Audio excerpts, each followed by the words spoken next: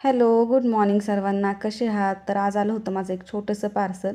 त्याचीच अनबॉक्सिंग करत होते. म्हटलं तुमच्याबरोबरही शेअर करावा. मी मागवली होती शिलाई मशीन.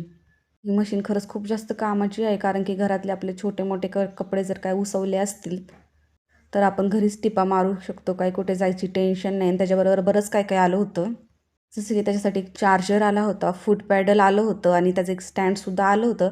आणि त्याच्याबरोबर एक असं एक किट पण आलं होतं, ज्याच्यात सुई, धागा, कैची हे सगळं होतं. तुम्हाला जर पाहिजे असेल तर मला लिंक म्हणून कमेंट करा. आणि मग संध्याकाळी मस्त असे रेडी झालो आणि निघालो यात्रेला जायला, कारण की आज होती पारगावची यात्रा आणि तिकडेच आम्हाला जायचं होतं. बघा पूर्ण वाटेने किती मस्त असे लायटिंग केले होते गावात जाताना. आणि मग आम्ही मंदिरात गेलो. पहिलं आरतीचं ताट वगैरे घेतलं आणि आतमध्ये गेलो. तर बघा किती छान असं मंदिर सजवलं होतं.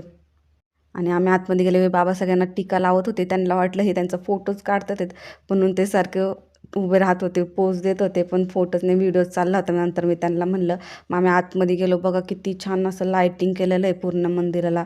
आतमध्ये गेलो, देवीच्या पाया वगैरे पडलो, नारळ वगैरे व्हायला आणि बाहेर आलो.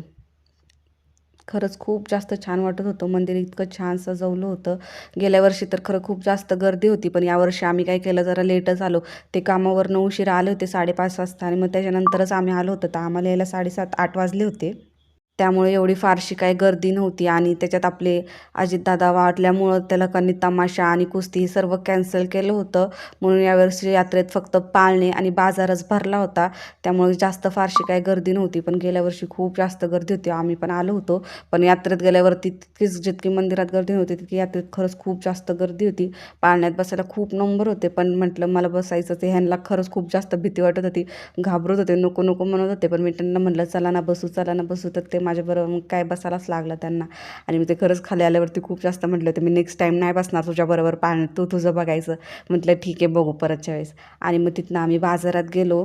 तसं काही खरेदी जास्त फार काही केलं नाही, फक्त बाजार फिरायची कामं केली आणि मग घरी आलो. असा होता माझा आजचा दिवस. तुम्हाला जर माझा व्हिडिओ आवडत असेल तर मला नक्की लाईक करा आणि फॉलो करा. Okay, bye bye.